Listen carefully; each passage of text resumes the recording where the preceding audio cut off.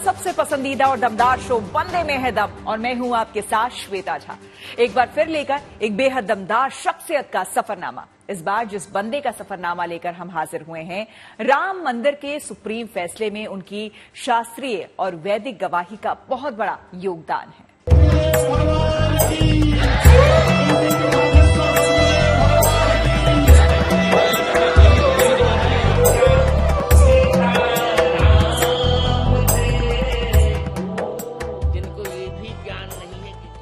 आप समझ ही गए होंगे कि बंदे में है दम का दमदार बंदा कोई और नहीं बल्कि जगत गुरु राम भद्राचार्य जी हैं। जी हां, वही राम भद्राचार्य जिन्होंने अयोध्या में राम जन्मभूमि को लेकर अदालत में इतने शास्त्रीय और वैदिक प्रमाण पेश कर दिए कि मामले की सुनवाई करने वाली संवैधानिक बेंच ही हतप्रभ हो गई। राम मंदिर के ऐतिहासिक फैसले में राम भद्राचार्य की गवाही वाकई मील का पत्थर साबित हुई थी। अब जबकि अयोध्या में 22 जनवरी को भगवान राम की प्रतिमा में प्राण प्रतिष्ठा होने जा रही है, तो सभी सनातनी उनके प्रति आभार व्यक्त कर रहे हैं। दरअसल राम भद्राचार्य का समूचा व्यक्तित्व ही अपने आप में एक अजूबा है।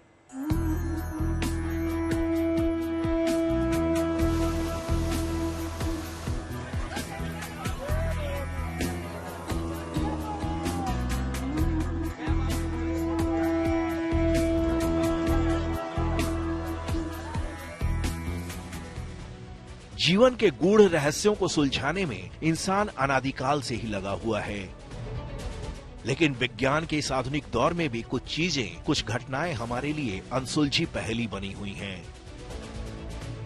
अब ये अबूझ पहेली नहीं तो और क्या है कि अयोध्या में पूरे 595 साल बाद राम मंदिर बनाने का करोड़ों लोगों का सपना साकार हुआ एक नेत्रहीन राम भक्त की अकाट्य गवाही की वजह से। इलाहाबाद हाई कोर्ट की संवैधानिक पीठ के सामने तुलसी पीठाधीश्वर जगत गुरु राम भद्राचार्य ने राम जन्मभूमि पर प्राचीन राम मंदिर होने के जो ऐतिहासिक और पौराणिक साक्ष्य प्रस्तुत किए, उसने पूरी पीठ को हतप्रभ कर दिया। सनातन धर्म के एक नेत्रहीन महापुरुष के ज्ञान प्रकाश के सामने बड़े बड़े कानून विशेषज्ञों की आंखें चौधी आ गईं। आपको ये जानकर हैरानी होगी कि राम मंदिर मामले की सुनवाई कर रही इलाहाबाद हाई कोर्ट की संविधान पीठ ने एक नेत्रहीन गवाह को देखकर पूछा था कि आप कैसे राम मंदिर का प्रमाण दे पाएंगे, आप तो दृष्टिबाधित हैं। मैंने शपथ पत्र प्रस्तुत किया था।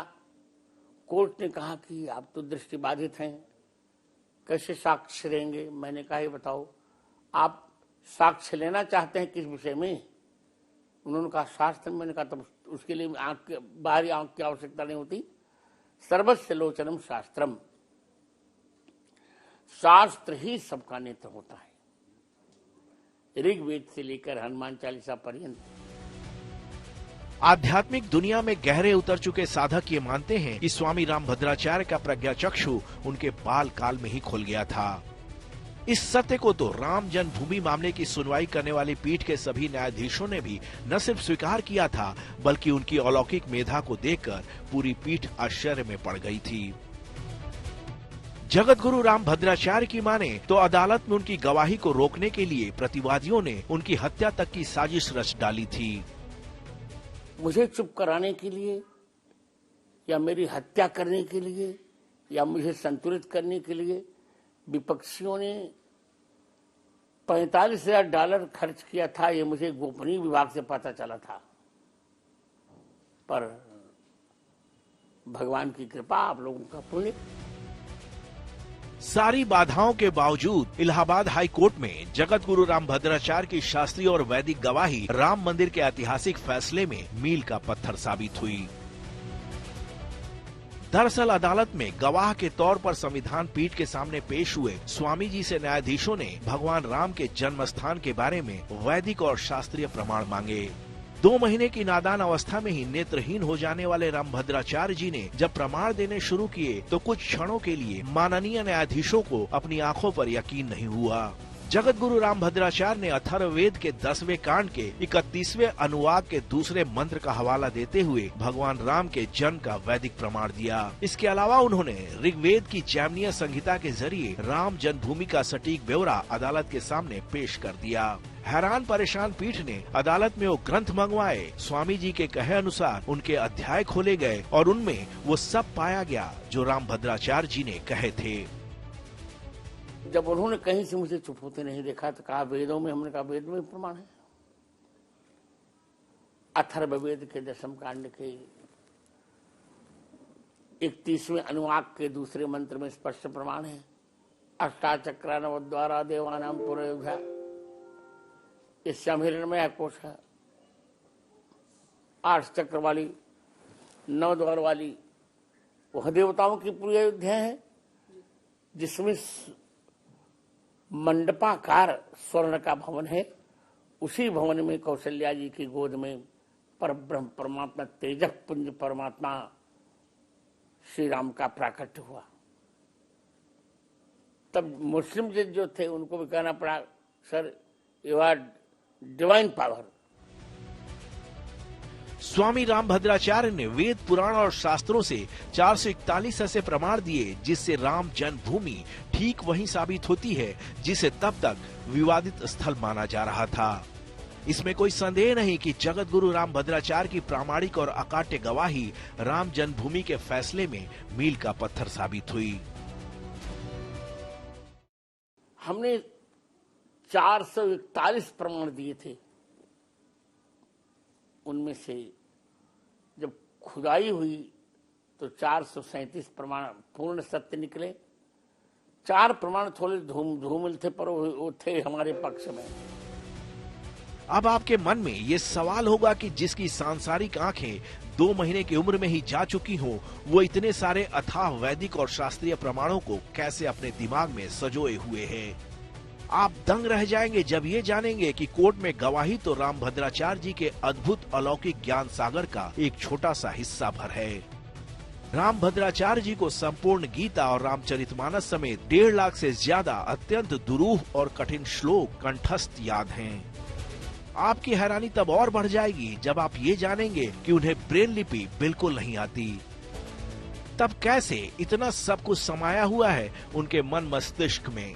कहा जाता है कि ये सब कुछ उन्होंने सुनकर याद किया है, लेकिन बात इतनी ही नहीं है। कुछ तो रहस्य है उनके विराट व्यक्तित्व में, जहां तर्क बुद्धि तिरोहित हो जाती है। आपको ये जानकर हैरानी होगी कि 2 महीने की उम्र में ही नेत्रहीन हो चुके रामभद्राचार्य ने लोगों से सुनकर गीता, रामायण, रामचरितमानस के साथ ही वेद, पुराण और शास्त्र याद कर लिए। इतना ही नहीं, उन्होंने कई अनमोल ग्रंथों की रचना भी की है। सवाल यह है कि जो इंसान देख नहीं सकता, कैसे उसके दिमाग में 1.5 लाख से ज्यादा अत्यंत कठिन श्लोक अंकित हो गए। रामभद्राचार्य की दिव्य अलौकिक प्रतिभा को देखकर पुनर्जन्म की थ्योरी पर कई बार यकीन होने लगता है।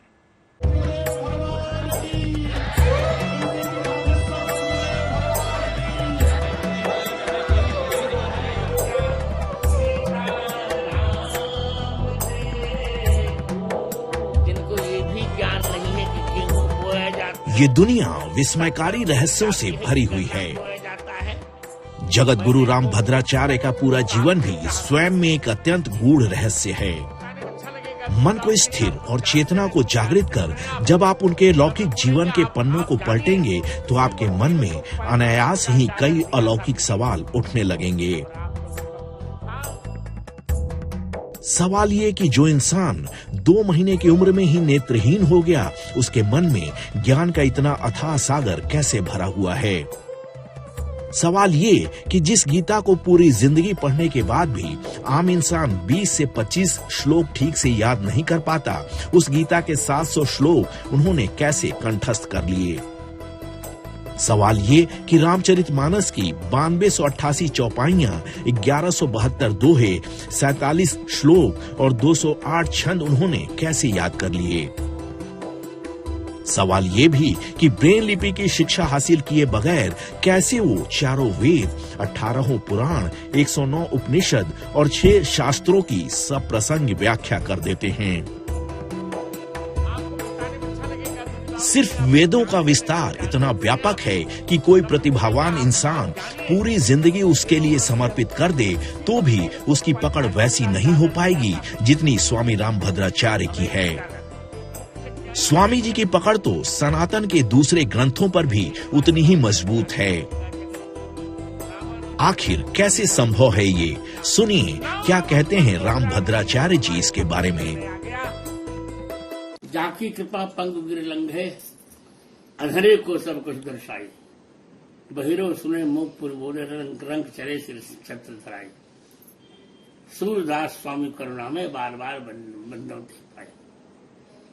केवल परमात्मा की कृपा से सब संभव होता है। कुछ तो होता है गूढ़ जन्म और जन्मांतर के संयोग में, कुछ तो होता है गूढ़ तल पर तैरती जिंदगी और उसकी बेपनाह गहराइयों में अदृश्य प्रारब्ध के योग में, कुछ तो होता है गूढ़ जगदीश के दर्शन और जगत के प्रदर्शन के लोभ में, वरना 3 साल का नेत्रहीन बच्चा साकार ब्रह्म के भक्ति रस में पगी ऐसी कविता नहीं गढ़ सकता जैसी रामभद्राचार्य ने गढ़ दी है। महज 3 साल की उम्र में रामभद्राचार्य जी ने अपनी पहली कविता की रचना कर दी थी।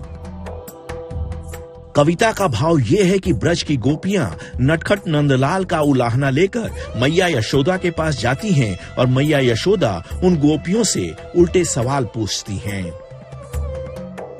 मेरे गिरधारी जी से काहे लरी, तुम तरुणी मेरो गिरधर बालक काहे भुजा पकड़ी, सुसुकी सुसुकी मेरो गिरधर रोअत तू मुस्कात खरी, तू अहिरिन अतिशय झगरारू बरबस आए खरी, गिरधर कर गही कहत जसोदा आचर ओट करी। इसे आप चमत्कार कह सकते हैं, इसे आप किसी बालक की जन्मजात मेधा कह सकते हैं, कुछ भी कहें, लेकिन आप ये जरूर जान लीजिए कि जन्म से नेत्रहीन नहीं थे रामभद्राचार्य। 2 महीने की अवस्था में तकलीफ होने के बाद इनकी आंख में अनजाने ही ऐसी दवा डाल दी गई जिसका रिएक्शन हो गया और उनकी आंखों की रोशनी चली गई। उन दिनों कोई चिकित्सा की व्यवस्था थी नहीं। एक वृद्धा महिला ने उपचार करना चाहा तो उपचार ही हो गया जी। और वो वरदान सिद्ध हुआ, सब तो लीला भगवान की। जरा सोचिए कि रामभद्राचार्य आज हिंदी, संस्कृत, अवधी, मैथिली समेत न सिर्फ 22 भाषाओं के जानकार हैं बल्कि उनमें पारंगत भी हैं। अब तक उन्होंने 4 महाकाव्यों समेत 80 से ज्यादा अनमोल ग्रंथों की रचना की है। रामचरितमानस पर हिंदी में भाष्य की रचना की है। प्रस्थानत्रयी शास्त्रों पर संस्कृत में टीकाएं लिखी हैं। लौकिक आंखों के बिना इतनी सारी रचनाओं का कोई लॉजिकल आधार ढूंढ पाना आसान नहीं है। फिर भी जिज्ञासा तो होती है कि इतने अथाह ज्ञान को किस माध्यम से अर्जित किया। कहा यह जाता है कि जब रामभद्राचार्य महज 5 साल के थे तो अपने पड़ोसी पंडित मुरलीधर मिश्र से सुनकर महज 15 दिनों में पूरी गीता याद कर ली और साल 1955 में जन्माष्टमी के दिन उसका पाठ भी किया। स्वामी जी जब 7 साल के थे तो अपने दादाजी से सुनकर सिर्फ 60 दिनों में पूरा रामचरितमानस याद कर लिया और साल 1957 में रामनवमी के दिन अनवरत उसका पाठ संपन्न किया। कहा जाता है कि इसी तरह उन्होंने सुन सुनकर संस्कृत और हिंदी के सारे व्याकरण सीख लिए, वेद, पुराण, उपनिषद, शास्त्र वगैरह याद कर लिए। हालांकि ये सब जानकर हमारी सतही जिज्ञासा ही शांत हो सकती है। आम इंसान हर दिन न जाने कितनी ही चीजें सुनता है, लेकिन क्या वो उसका 1% भी अपने दिमाग में स्टोर कर पाता है? चित्रकूट से संतोष बंसल के साथ bureau report, good news today. इतना सब कुछ होने के बाद भी रामभद्राचार्य की बुद्धि वैसे ही निर्मल है जैसे कि 4 से 5 साल के बच्चे की होती है। इतना प्रकांड विद्वान होने के बावजूद कई बार वो छोटे बच्चे की तरह भावुक हो जाते हैं।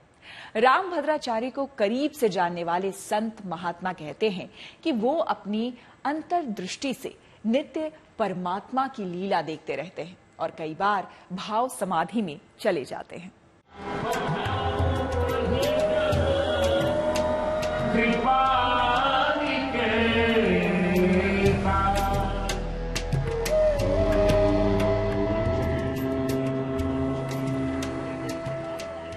जगत गुरु राम भद्राचार्य का जीवन अद्भुत, अलौकिक, अचिंत्य, अज्ञेय रहस्यों से भरा हुआ है। वे एक ऐसे महामानव हैं जो हर वक्त भाव समाधि में डूबा रहता है।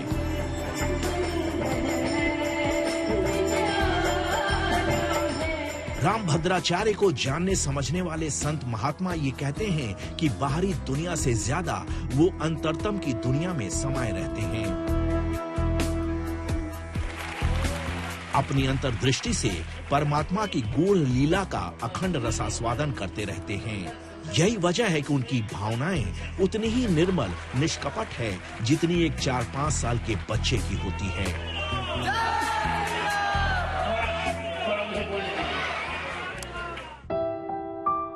जब रामानंद सागर के रामायण सीरियल में राम का यादगार किरदार निभाने वाले अरुण गोविल उनसे मिलने गए तो स्वामी राम भद्राचार्य उन्हें गले लगाकर फूट फूट कर रोने लगे। रामायण के राम और इस युग के राम के सबसे बड़े साधक आराधक का ये बेमिसाल प्रेम मिलन देखने वालों के मन को भी भक्ति भाव से भर गया।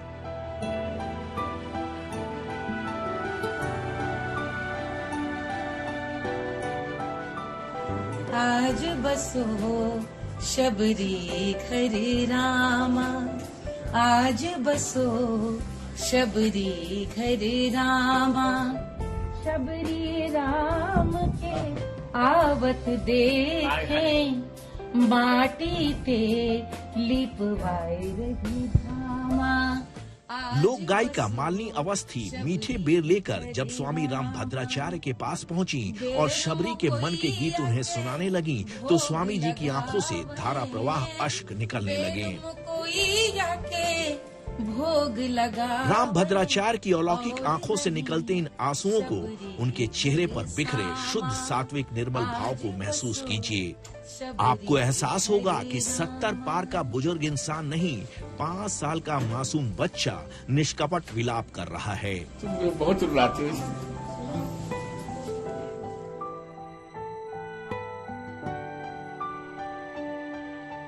दरअसल सांसारिक दृष्टि से स्वामी राम भद्राचार्य की आप जो लीलाएं देख रहे हैं उसके पीछे आत्मा परमात्मा के दिव्य अलौकिक रिश्ते के नित्य रास रंग की सूक्ष्म भूमिका है, जिसे समझने के लिए आपको अपने मन की गति को पकड़ना पड़ेगा।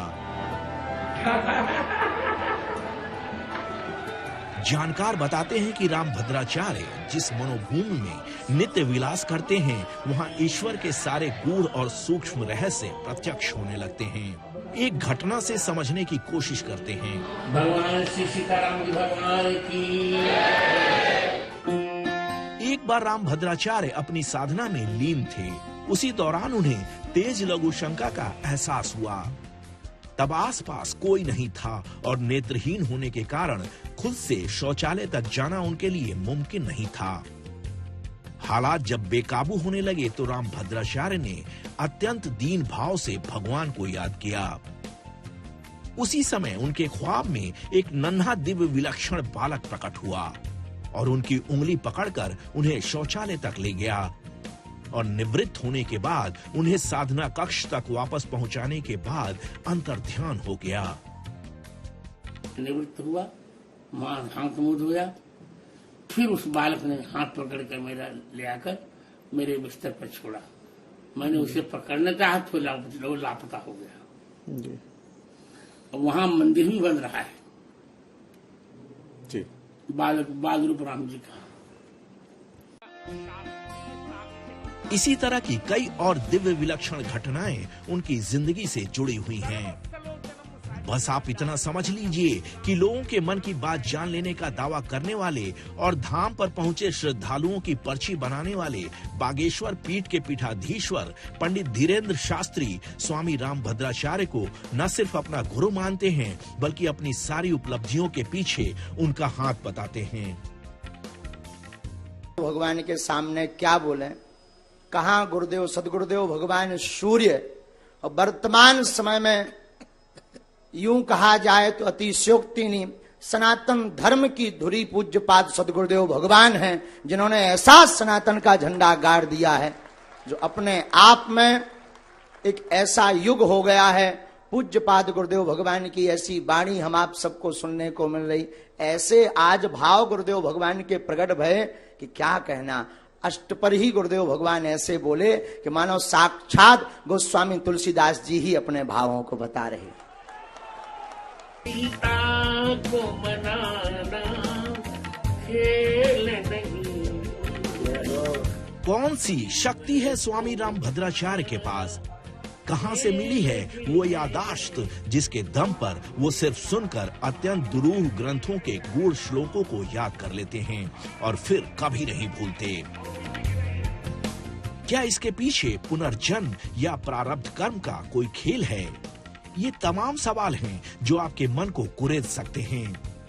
स्थूल दिमाग से भी सोचें तो एक नेत्रहीन इंसान की इतनी दिव्य उपलब्धियां कौतूहल तो पैदा करती ही हैं। चित्रकूट से संतोष बंसल के साथ bureau report, good news today.